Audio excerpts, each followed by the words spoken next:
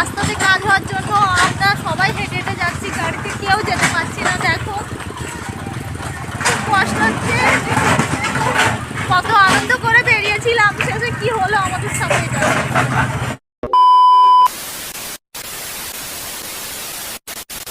Hello বন্ধুরা, good morning, welcome back to my channel Rajnu ব্লগে সকলকে স্বাগতম। চলো আবারও আজকে একটা নতুন ভিডিও নিয়ে তোমাদের সামনে চলে এলাম।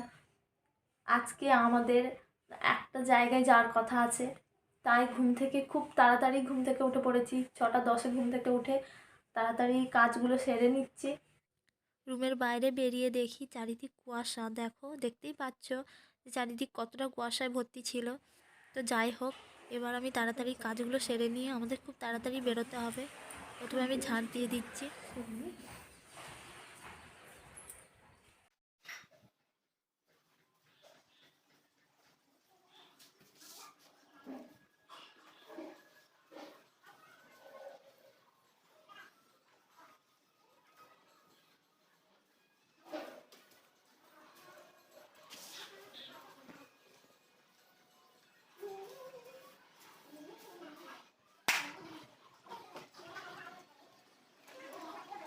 ঝাঁট দেওয়া কমপ্লিট হয়ে গেছে, এবার আমি মুছে নেবো।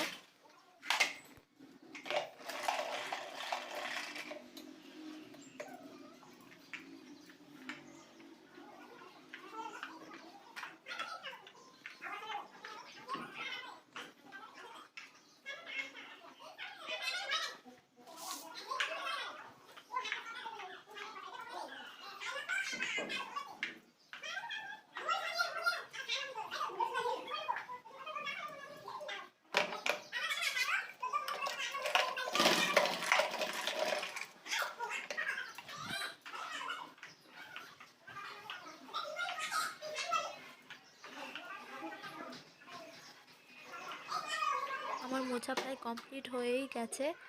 এরপরে আমি চান করতে যাব। চান করে এসে তোমাদের সাথে আবার কথা বলছি। চান করে আমি রেডি হয়ে গেছি। এবার আমার হাজব্যান্ডের জন্য আমি চা করে নিয়ে এলাম। চা খাওয়া হবে, চা খাওয়ার পরে সাজুগুজু করে তোমাদের সাথে আবার কথা বলছি। আমার ননদ এসে বলছে, বৌদি আমাকে আগে সাজিয়ে দাও, তাই তাকে আগে সাজিয়ে দিলাম। তারপর দেখো আমি পুরোপুরি রেডি হয়ে গেছি। আমাকে কমেন্ট করে বলো কেমন লাগছে।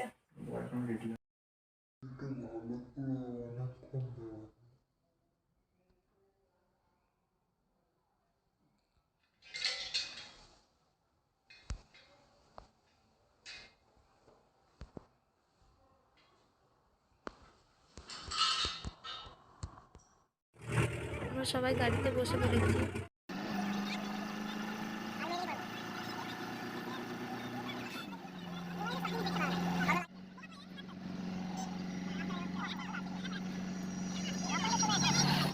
সর্বনাশ, মাঝ রাস্তায় আসার পর দেখি রাস্তার কাজ চলছে, তাই আর গাড়ি যেতে দেবে না।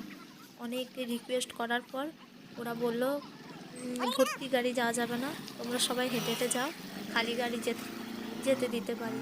তাই আমাদের হাঁটি হাঁটি পা করে অনেকটাই রাস্তা যেতে হলো। কিছু করার নেই, আমরা মাঝ রাস্তায় ফেঁসে গেছি। তাই রাস্তাতে কাজ হওয়ার জন্য আমরা সবাই হেঁটে হেঁটে যাচ্ছি, গাড়িতে কেউ যেতে পারছি না। দেখো খুব কষ্ট হচ্ছে। কত আনন্দ করে বেরিয়েছিলাম, শেষে কি হলো আমাদের সাথে এটা।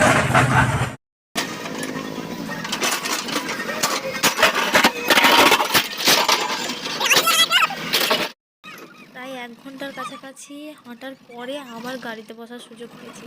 কি যে ভালো লাগছিল। আমরা পৌঁছে গেছি যেখানে যাওয়ার কথা ছিল। ভিডিও দেখে বুঝতেই পারছো এটা একটা মন্দির। হ্যাঁ, এটা আমাদের এখানে জনপ্রিয় মন্দির, মা রাজবল্লভী মায়ের মন্দির। খুব খুব অনেক দিনই ইচ্ছে ছিল এখানে আসার, তো সময় হয়ে উঠছিল না, তাই আজকেই চলে এলাম। তাহলে এবার পুজো দিয়ে আসি। পুজো দেওয়ার জন্য এখানে বিক্রি হচ্ছিল সব কিছু জিনিস, সব কিছু কিনে নিলাম।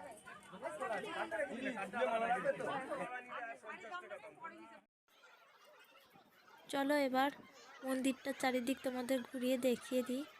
শুনেছি এই মা খুব জাগ্রত মা, এখানে যা চাওয়া হয় তাই নাকি পাওয়া যায়। পুজো দেওয়ার জন্য অনেক লাইন পড়ে গেছে, আমি অনেক পেছনেই ছিলাম। দেখতেই পাচ্ছ কত ভিড় ওইখানে। তো পুজো দেওয়ার লাইনে দাঁড়িয়ে আছে, পুজো দিয়ে তোমাদের সাথে আবার কথা বলছি। এইখানে পুজোর সময় পাঁঠা বলি হয়। সামনে এত ভিড় ছিল, ঠাকুরের ছবিটা কিছুতেই নিতে পারছিলাম না, তাই জুম করে অনেকটা দূর থেকে জুম করে মায়ের ছবি নিয়েছিলাম। যারা যারা ভিডিওটি দেখছো সবাইকেই বলছি মনের ইচ্ছে জানিয়ে দাও, মা অবশ্যই সবার মনের ইচ্ছে পূরণ করবে।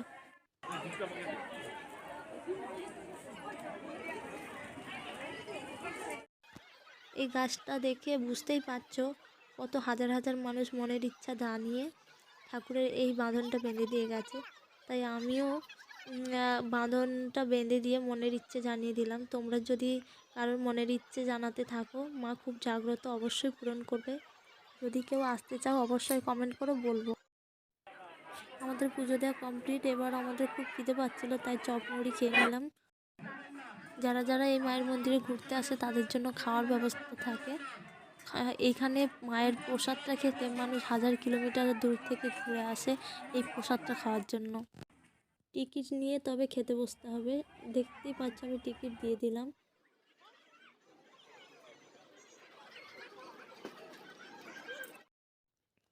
অনেকটা ঘোরাঘুরির পর খিদে পাচ্ছিল, তাই এইখানে পাশেই মেলা বসেছিল। মেলাতে অনেক দোকান বসেছিল, ফাস্টফুডের দোকান। এখান থেকে চিকেন ললিপপ কিনে খেয়ে নিচ্ছি। আমাদের ঘোরা কমপ্লিট হয়ে গেছে, এখন বাজে 4:45। এখন বাড়ির পথে রওনা হয়েছে।